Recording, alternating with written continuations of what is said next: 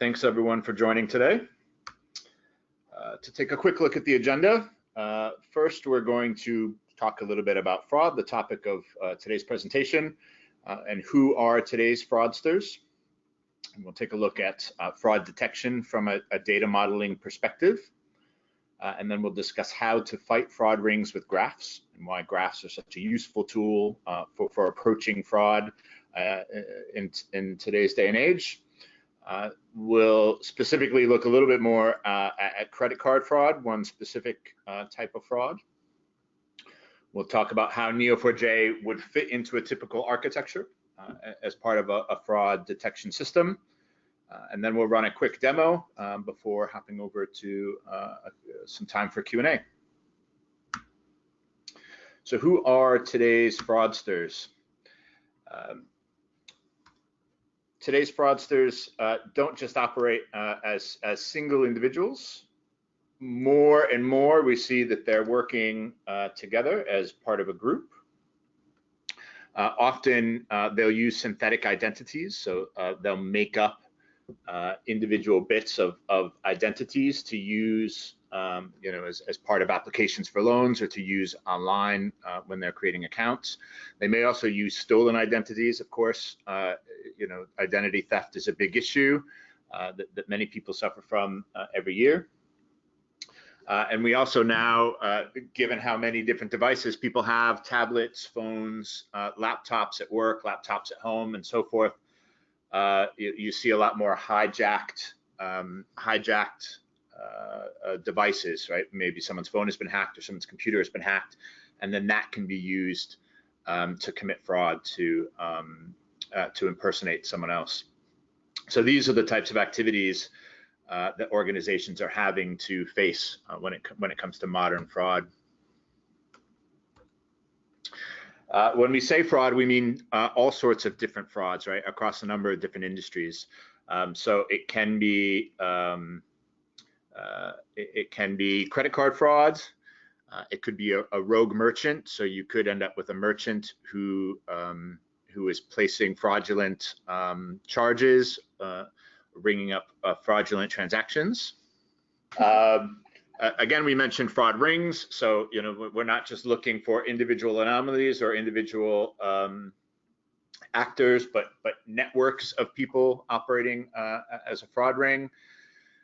There could be insurance fraud, so this could be fraudulent claims in terms of vehicle insurance. You might get crash for cash schemes where you have groups of individuals who are faking accidents or faking injuries as a way of committing fraud and receiving funds. E-commerce fraud, of course. So people defrauding online shops, either with fraudulent accounts or fraudulent payment information, things like that. And then, of course, there could be fraud that we don't even know about yet, right? Fraud is a constantly evolving landscape. New ways of committing fraud are being invented all the time.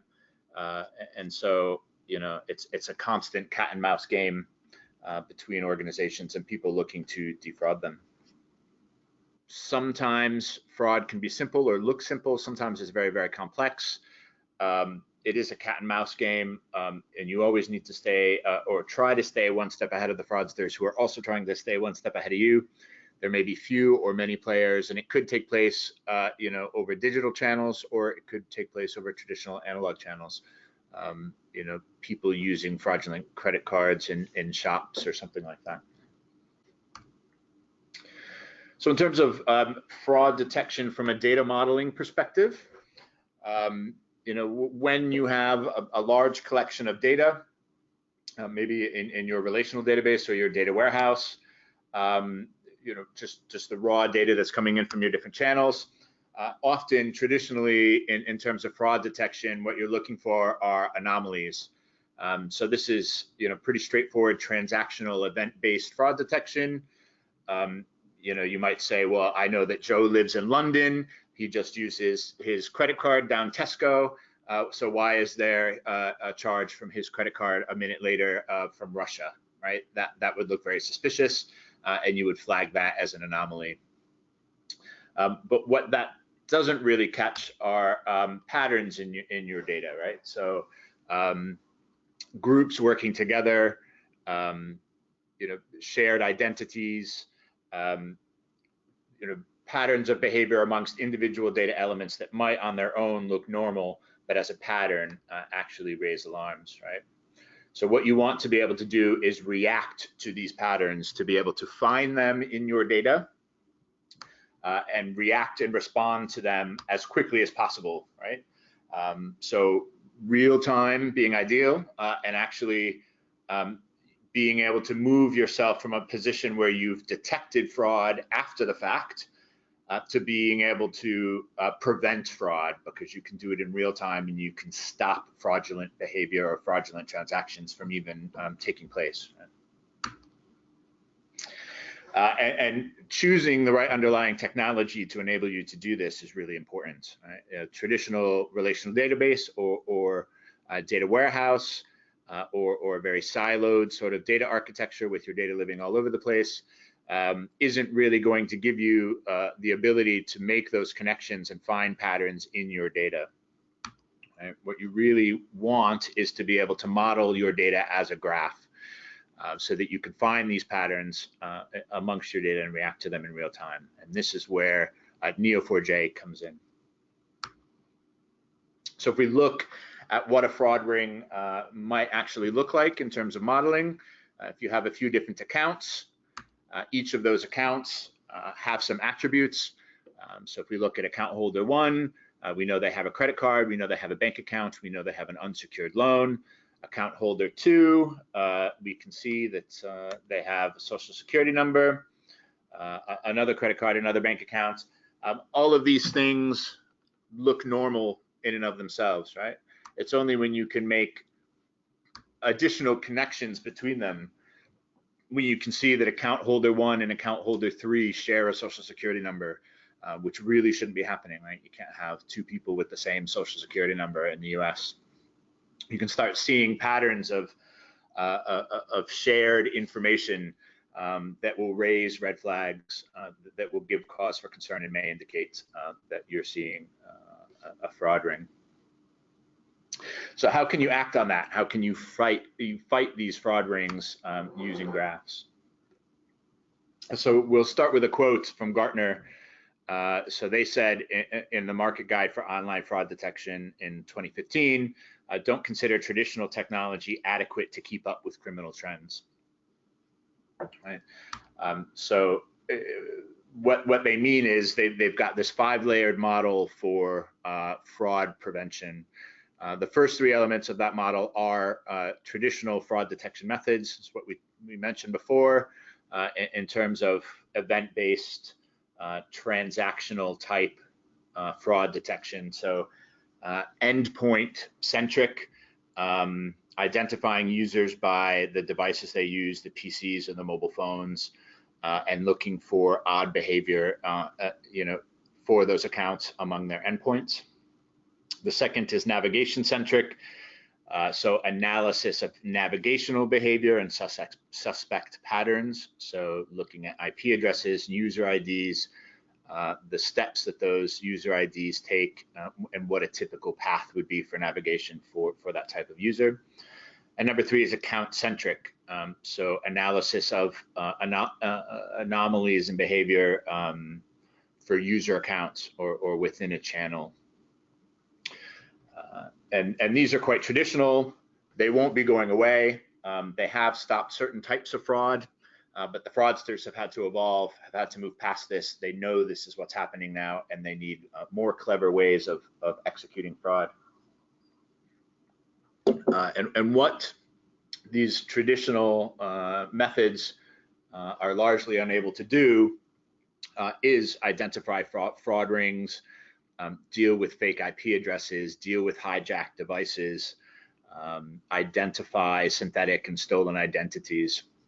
It's really the type of stuff that involves looking for patterns within your behavior, within your records and your data.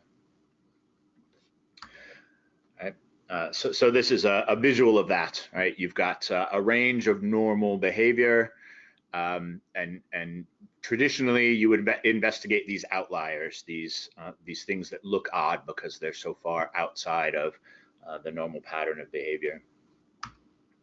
But modern fraudsters hide their fraudulent behavior amongst normal behavior, and if you're looking for outliers, you won't find it in this sort of a scenario. What you really need to be able to do are find patterns that represent fraudulent behavior hidden amongst what would otherwise be considered your normal behavior patterns. And this is where layer 4 and 5 come in.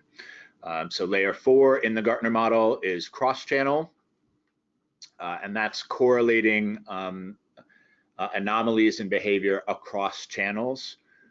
And number 5 is entity linking. So looking for relationships that might allow you to detect organized crime, rings of fraudsters, and collusion amongst different entities, different actors as part of fraud.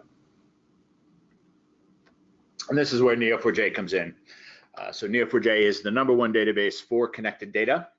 It's an enterprise-grade native graph database that's designed from the ground up and completely architected around the relationships in your data, allowing you to store and access your data and the relationships amongst your data at scale and in real time. And this allows you to move from kind of a more traditional approach to data, where everything is isolated and you're looking for anomalies, up the value chain to generate real insights in real time based on the connections that you can find in your data. So looking a little bit more closely, specifically at credit card fraud, as a way of getting a little bit deeper into a specific example, there's 3 broad types of credit card fraud that we can discuss. So we already mentioned rogue merchants. These could be merchants who are placing fraudulent charges. There's ATM skimming, or you could get this in a merchant as well, where someone steals your credit card information and then either uses that themselves to make purchases or sells it on the internet to other criminals. And then there are more sophisticated data breaches where someone maybe hacks into an e-commerce site or another organization that holds credit card information and then uses that credit card information fraudulently as well.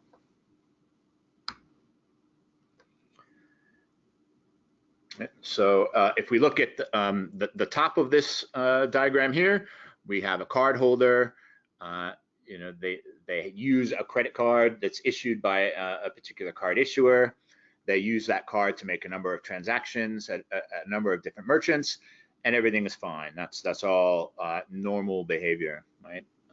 But if there's been a data breach, there's been, their card has been skimmed, now a fraudster can use that credit card. And often what a fraudster will do will be make a few small transactions to sort of test the credit card. So nothing that might raise any red flags, but just some small charges, $2, $5, $10, in order to verify that the card works before they do anything large with it, right? And then they could make a larger purchase, that may or may not be picked up by traditional fraud detection, event-based fraud detection. And what we can do if we model this in the graph, if we look at it from a Neo4j perspective, as we start finding incidences of fraudulent purchases or alarms start being raised. So we see on the top, Karen has a $1,500 purchase that has been identified as potentially fraudulent. Sheila has a $3,000 one. John has a $2,000 one. What we can do is work back from that through the series of transactions quite easily in the graph to see perhaps where these different tests have taken place. So here Karen has a few tests, Sheila has the one test, John has a few tests, and we can actually work back from that in the graph to look for the shared merchant between all of them. So this might identify perhaps a rogue merchant in this gas station where they all, at some point in the past, use this gas station. It's where their original tests originated from, and so then that gives the card issuer or other organizations the ability to address the situation. Maybe look and see whether or not there's some skimming or rogue behavior happening at that gas station. So how can we fit Neo4j into a typical architecture for fraud detection? So as we mentioned earlier, most organizations will have at least one relational database, if not several, where transactional information will come in. So we might have purchase information, money transfers, other banking services being stored in those relational databases. These are good for discrete analysis, not as good for holistic view of data relationships, especially not at the scale that many financial organizations might see. And for making all those hops between different connections, the query speed slows down quite a bit. So it's not really suited for real-time fraud detection based on connected data. We can then introduce the concept of a data lake, a big data store. So maybe your relational databases move all of that data into your data lake, which would traditionally be used by a data science team. These are really good for MapReduce type approaches and heavy analytical workloads. So perhaps you would use your data lake for defining models that would identify fraud, looking for patterns that might identify fraud. But again, getting that holistic view is difficult. It's not so good for operational workloads. So querying against an entire data lake in real time with the types of sub-second responses that you would expect from an operational system is difficult, if not impossible, to achieve for many organizations, which means that it's not even within a day. Often it can be weeks to months to complete this sort of a process, looking for these fraudulent patterns and being able to leverage the data that comes out of that data lake. And this is really where Neo4j comes in. So Neo4j can take data from the data lake, can take data from your relational databases and your data warehouses and other relational stores, and even take in the transactional streams from the different systems that manage purchases and money transfers and so forth. And that lets you really create a data set to explore these, the connected data that you have, to start looking for these fraudulent patterns in real time, and then surface those either through visualizations or through a fraud investigation application, or back out to other systems so that you can react to what you're finding in real time.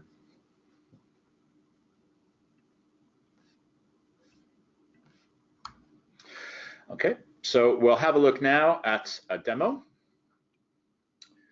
So I have a demo set loaded up in Neo4j desktop. First, we'll take a look at the schema, which is in, this is the Neo4j browser, and this is what ships with every instance of Neo4j. It's really geared towards developers and people who are more comfortable using the Cypher query language. So we take a look at the way that we've set up the data here in the database. We've got sort of two separate subgraphs that we'll be taking a look at. First, if we look at the bottom, this is more to show e-commerce fraud. And it all hinges around purchases, which we see here in the middle. Purchases can be made from a particular IP address. And then we also show what state that IP address is located in. So this data set is really modeled around the US and US states and IP addresses. Purchases are made with a particular login, and that login is valid for a particular shop online. And then we also have information about the bank card that was used for that purchase, as well as the delivery address that that purchase was sent to. And all of these things together can be looked at holistically to start making a decision about whether or not something could be fraudulent. Then looking at the subgraph at the top here, this is more about bank accounts and identities used to set up bank accounts and money transfers between those bank accounts. So the bank account is pretty central to this part of the graph. You have an account holder who has a bank account, and that account holder has a series of different data points around them. So they could have a social security number, which is a unique government issued identifier in the United States. That account could have a credit card. They could have a piece of identification. So, you know, when you register for a bank account, maybe you need to show your passport or your driver's license. That account holder has an address where they live.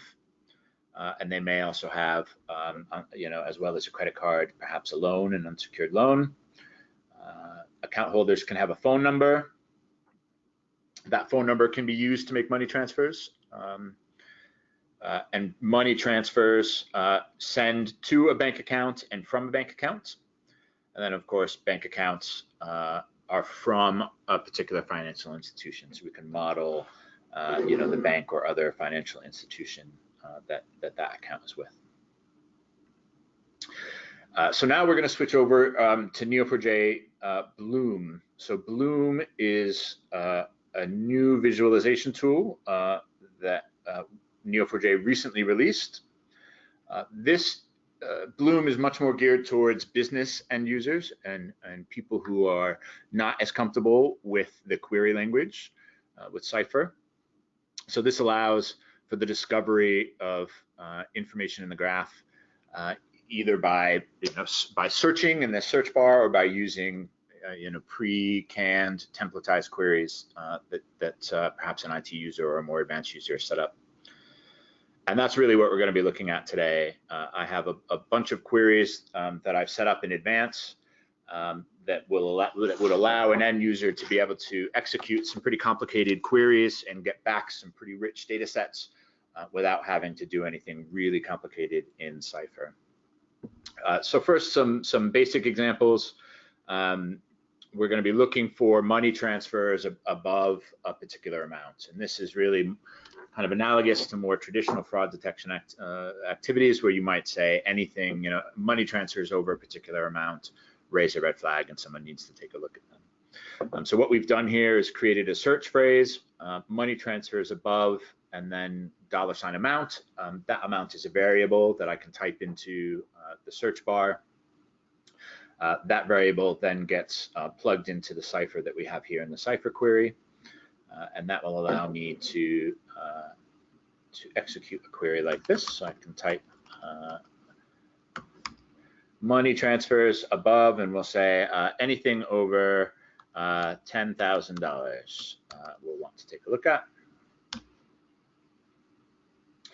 can see here, there's quite a few nodes have come back, 80 different nodes returned from the search, and what it brings back are account holders, their bank account details, the amount of the money transfer between them. Yeah. If we double click on any one of these, we can get some more detail. So if anybody's not seen Blum, you'll see we can double click here. We can see in the panel on the left here the amount of the transfer and the transaction date. We can do the same with the individual account holders. So here we can see Geraldine. Geraldine was born on the 20th of August, 1976. We can view the relationships that go out from this node. So there are a couple different relationship types. Geraldine has a bank account, has a social security number, has a phone number, and has an address. We can also see all of those neighbors, all of those entities that are one hop away here in the graph. And if I want to, I can highlight those and reveal them to start bringing more information into the results of the graph that I have here.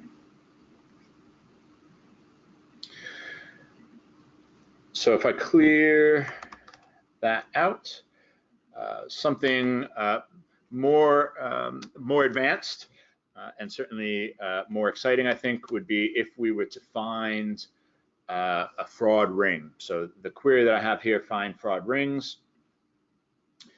If we take a look at it, what it's doing in Cypher is basically looking for account holders who share identifying information amongst themselves.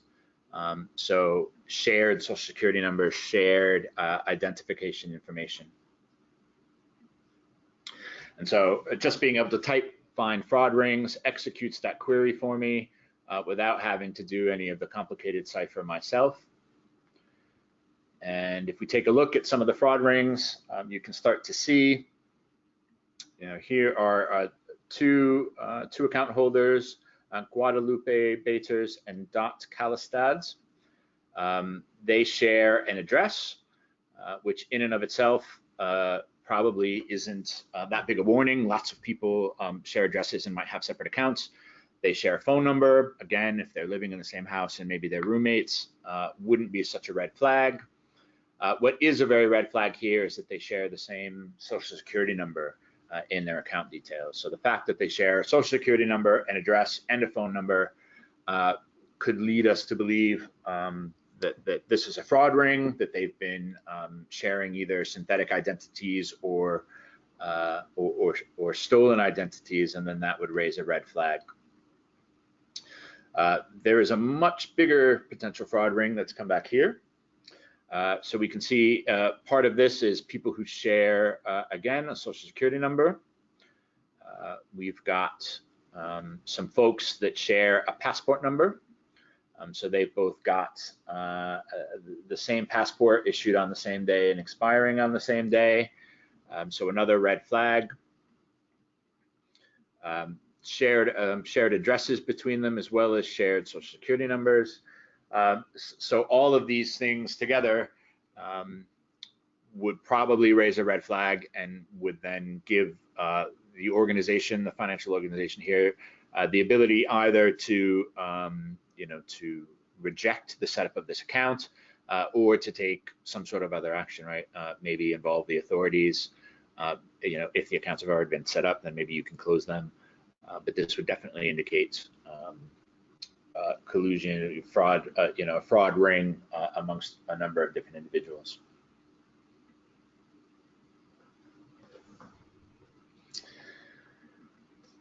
Okay, so we'll now clear this, and we'll take a look at some more e-commerce sort of scenarios.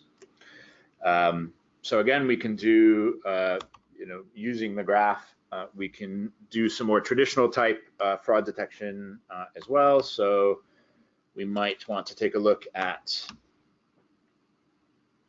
IP addresses. So if one IP address is making a lot of purchases, there's been a lot of activity from a particular IP address across the number of sites with different accounts. That might be something that could indicate fraud, although there are situations where that might be okay. An airport or something like that might be the sort of situation where lots of people are logging in, in some sort of a natted network where they're all hiding behind an IP address and making purchases together. But that would be something that maybe a fraud investigator might need to take a look at. So here we've got a few different IP addresses. These are the top IP addresses by purchase activity that exist in the graph. So you can see some of them are fairly busy. So this IP address here has a number of purchases made with different cards. And we can see the times here. So 9:56 using this card, 10:12 in the morning using another card, 10:11, 10:13, and 9:59 using a third card. So within a very short time frame, there are a number of purchases being made from this IP address using a range of different cards.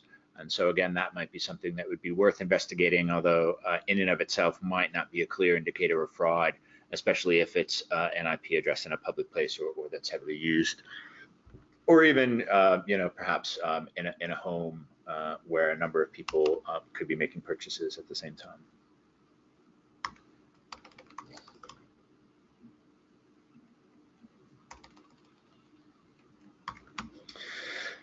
So we can do a similar thing, looking for bank cards that are used by a number of accounts, right? So,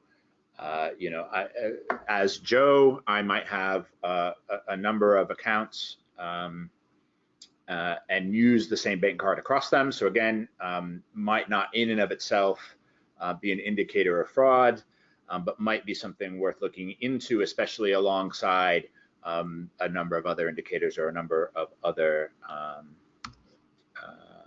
different patterns that we take a look at.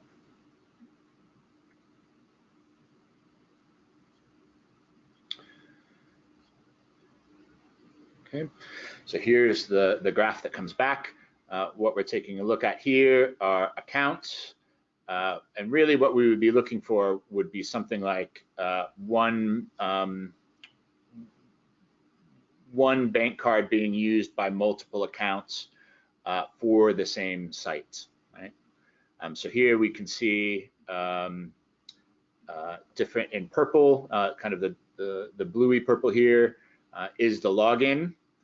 We can see that this particular card was used to make 2 purchases using this login for this one site, right? So in and of itself, probably not too terribly suspicious. But if you could find somewhere where there were multiple accounts for the same site using the same card, that would probably raise more of an alarm.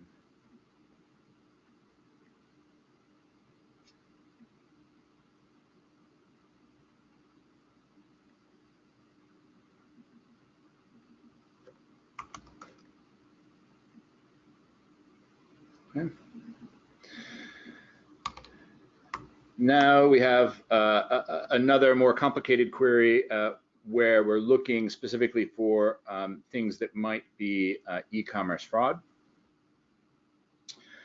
So what we're looking for are purchases from the same card that are being made within a certain time frame and from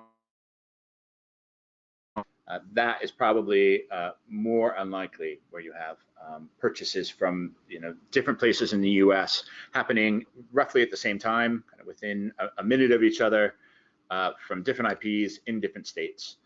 That would be more of a red flag.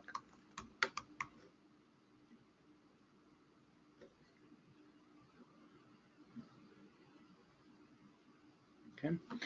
So here we have a couple examples. In yellow, we have this particular bank card. This bank card was used to make 2 purchases. One was at 9:55 and 13 seconds. One was at 9:55 and 9 seconds. So within 4 seconds of each other. One was made from an IP address in, I assume that was Rhode Island. And then we have another that was made from Idaho. So that could be a pretty clear indication of potential either card skimming or stolen card information, right? And that's what each one of these represents. And then we have a slightly more complex version of that query. So basically what we're doing is the same thing, but then we're looking for purchases that took place after the purchases that we've originally identified. So those could be purchases that might also be fraud. So if we know or we think that 2 purchases that have taken place in different states within a minute of each other are fraud, then we can take a look at the purchases that have taken place after them in time and perhaps also highlight those as risky, right? And that might help us get a better idea of the potential exposure from that fraud. and that will flesh out the graph a little bit more. So those nodes are added to our original visualization. Looking at our first example, we can see that the first two purchases that were made, that there's another two. One was made at 9:56 and one was made at 9:58. There's also a chance that those could be fraud, because we know, or we think, that credit card has already been compromised somehow. And again, we can use Blum to investigate the different relationships that each one of these nodes has, and take a look at more of the details of the individual neighbors. Right? We can see this purchase was for almost $3,000, and we can see this purchase was for almost $4,000. So that could be potentially nearly $7,000 that this cardholder or that this financial institution could be exposed to in terms of losses from potential fraud in this case. Okay, so hopefully that has given you a good feel for how fraud could be modeled using the graph and using Neo4j, and how you might be able to query and explore cases of potential fraud using Blum. Okay, that is the end of the demo, and I'll hand over now to Angelica for questions. Hi, yeah, thank you so much, Joe. So we do have a couple minutes now for questions. If you want to go ahead and enter those into the questions box of your GoToWebinar control panel. I'll go ahead and just read a few aloud right now. So there are a couple of questions here about artificial intelligence. So can you elaborate a bit on how you could use a fraud detection solution like this combined with artificial intelligence? Sure, I think that's a great question. I think it would be very exciting, to combine artificial intelligence and machine learning techniques against this sort of a graph. You could probably use it in a few ways. You might point your AI tooling or your machine learning tooling at the graph and use that as a training data set, especially if you've already identified fraud, and use that as a way of training your machine learning and artificial intelligence algorithms against real data to find, to be able to find those patterns of behavior. And you can also use the graph. It's sometimes used almost as a caching layer or a persistence layer for the outcome of your artificial intelligence. So if you're using AI or machine learning techniques against your data lake, or against massive sets of data, and then you want to be able to distill that down into the graph and put it into a more operational type scenario where you can use those algorithms and those pattern detection techniques in real time, the graph is a great way to do that, right? So you could take the output of your machine learning and AI routines, apply those algorithms within the graph, and then you can find those patterns as they appear in real time. Awesome. And speaking of real time, so is there a way to kind of do your data import so that you could be doing fraud detection in real time, or have a continuous streaming of data happening? Absolutely. So Neo4j can take the data in as fast as you can get it in. So you probably would want to be pulling data into Neo4j from your operational systems, right? Pulling in transactional data into Neo4j in real time, and then that will allow you to leverage the graph in real time against up-to-date data. And there's any number of ways that you could do that. Then you can apply triggers in Neo4j so that as new patterns are entered into the database and created, that alerts are flagged or that some action is taken. And then, of course, any fraud detection visualizations or tools that sit on the back of the graph could also consume that data in real time as fast as it's coming into Neo4j. Okay, and a couple questions about Blum. So you demoed that just now. Can you elaborate on how we can get Blum on Neo4j desktop? And then does Blum come with any predefined schemas and queries? Sure. So Neo4j Blum is now generally available. It's part of our enterprise edition. it works alongside the Enterprise Edition. So my suggestion would be to reach out.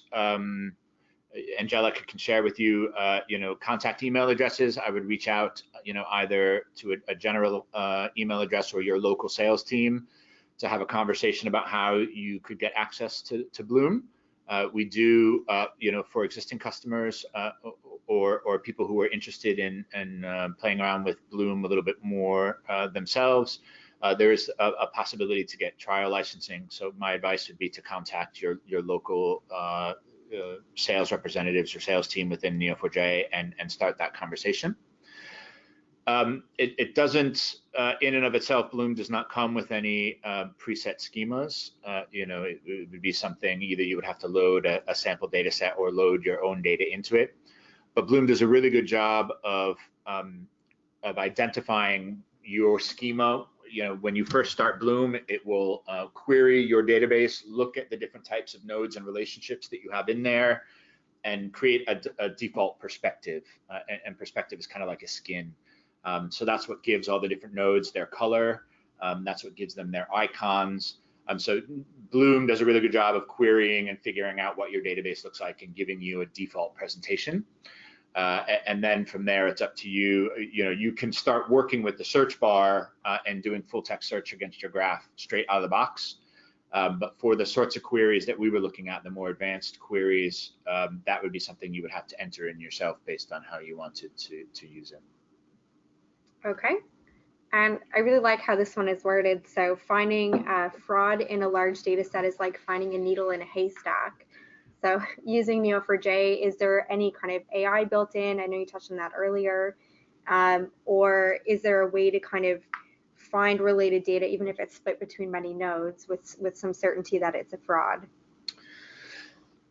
So there's definitely some algorithms that could be used. So at Neo4j, we have developed, published, and maintain 15 and growing different graph algorithms that might be of use.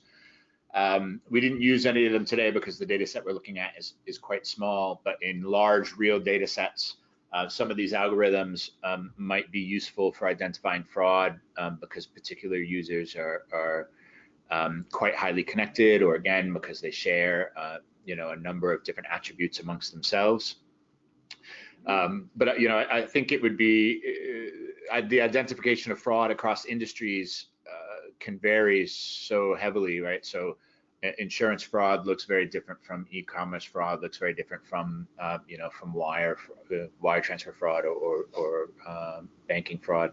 So I think the specifics of implementation for any particular industry would probably vary, and there wouldn't be anything out of the box by industry. It would be something you would want to either apply your own understanding of fraud detection and fraud patterns, or work with us.